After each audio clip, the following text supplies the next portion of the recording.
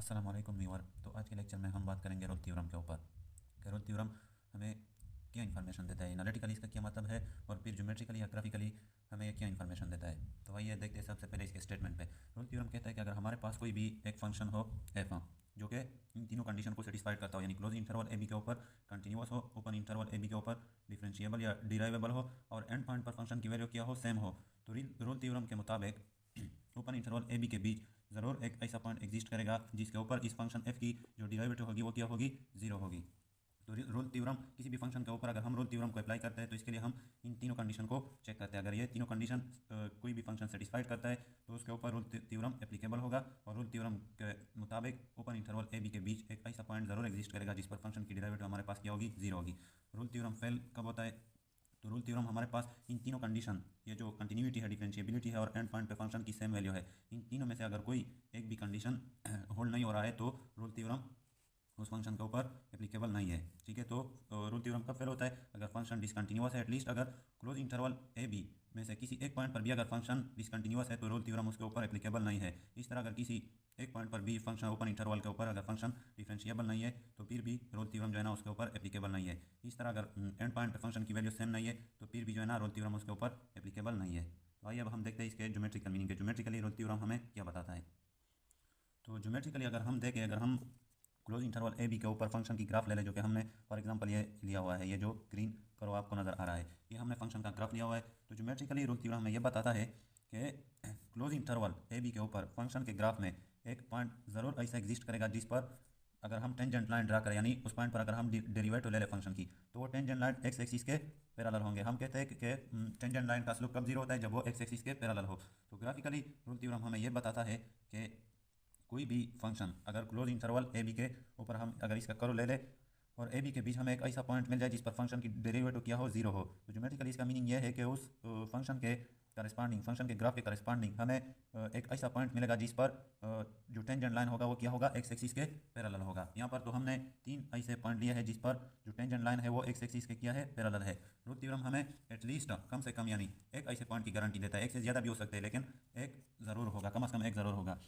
इसके बाद rule theorem tell us about the existence, ये तो हमने कह दिया कि एटलीस्ट वन पॉइंट की गारंटी देता है, एक से ज़्यादा भी हो सकते हैं लेकिन एक तो होगा ही होगा।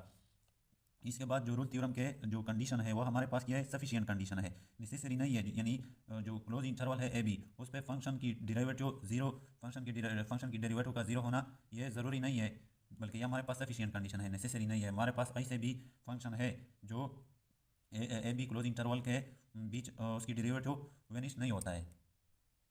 अब हम बात करते हैं कुछ एग्जांपल के, जो रूल थ्योरम के मुताबिक, जो रूल थ्योरम के ऊपर अगर हमारे पास function F of X sine X हो और क्लोज इंटरवल ए भी हमारे पास क्या हो, जीरो टू पाई, तो चेक करें कि इस फंक्शन एफ ऑफ एक्स के ऊपर रूल थ्योरम एप्लीकेबल है कि नहीं है।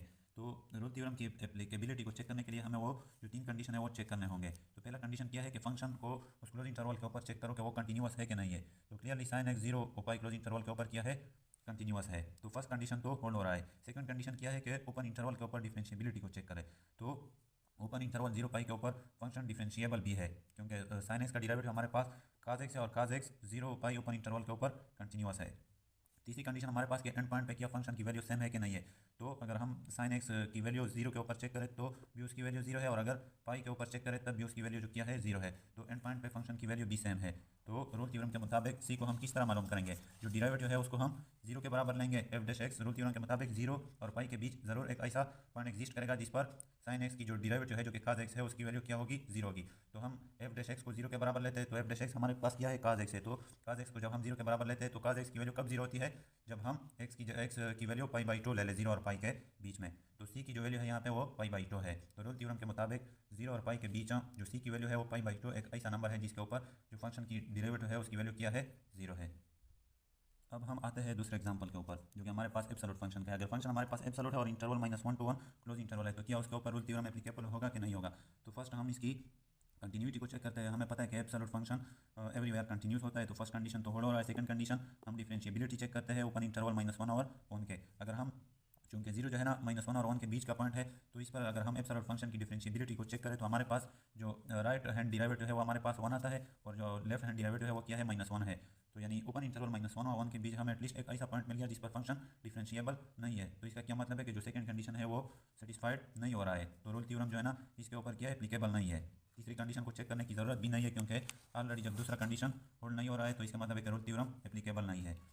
अगर फिर भी आपको कोई मसला हो इस एग्जाम्पल में, एक्सप्लेनेशन में या ग्राफिकल जो हमने एक्सप्लेनेशन की, तो आप नीचे कमेंट सेक्शन में पूछ सकते हो।